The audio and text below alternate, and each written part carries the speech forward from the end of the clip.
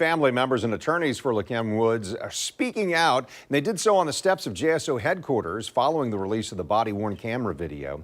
News for Jackson reporter Scott Johnson was there today and also has spoken with Sheriff T.K. Waters. Scott, joining us now live at police headquarters.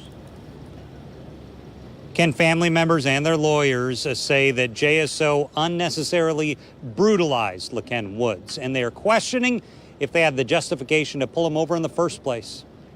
Civil rights attorneys joining LaKen Woods' family on the steps of JSO headquarters. One thing they're questioning was whether JSO should have been following Woods. The arrest report shows the JSO gang unit was surveilling a group at the Southside gas station. The report, which has portions redacted, shows they witnessed the men exchanging money and say, "We are handling business." Then they started tailing the vehicle.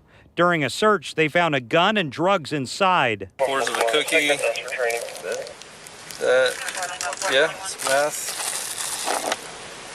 That's powder cocaine. Fresh off the brick, because you can smell it. That's probably fetty. But these civil rights attorneys are questioning whether the pursuit was justified. They did not see any type of transferring of drugs when they initially were doing their surveillance. They said they saw some people communicating. That's not a crime. Counting money, that's not a crime. Yep.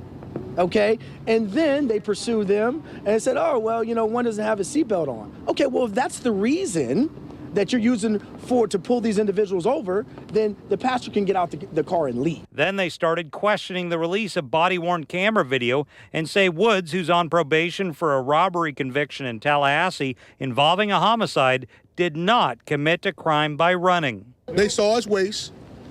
They saw he was unarmed, but they continued to beat him over and over again. We'll be very clear. Beating near a person in the head is not this use of force, it's deadly force. That's been opined by experts across the nation. Now these lawyers have sent a letter to the Department of Justice to investigate JSO. This while Sheriff T.K. Waters is defending his officer's actions, saying Woods would not comply or show his hands to be handcuffed, so they had no way to know whether he was armed. Well, there's the unknown, Scott. There's the unknown. The problem is it's very easy to always go back and look and say, oh, he didn't have a weapon. But at the time, they had already seen a drug transaction. They knew he had a gun in his pocket. They had no way of knowing that he had transferred the gun to another individual inside the car. So when they're going through this and they're asking for his hands, they're trying to make sure that he's not reaching around to grab something. And I asked the lawyers about that fake video that had been, or that altered video that had been released that Tarek spoke about a few minutes ago. They say they had nothing to do with that. They've released their own video that they say is totally accurate and shows the context of what happened. They still believe JSO's force was excessive. We're live at police headquarters. Scott Johnson, Channel 4, the local station.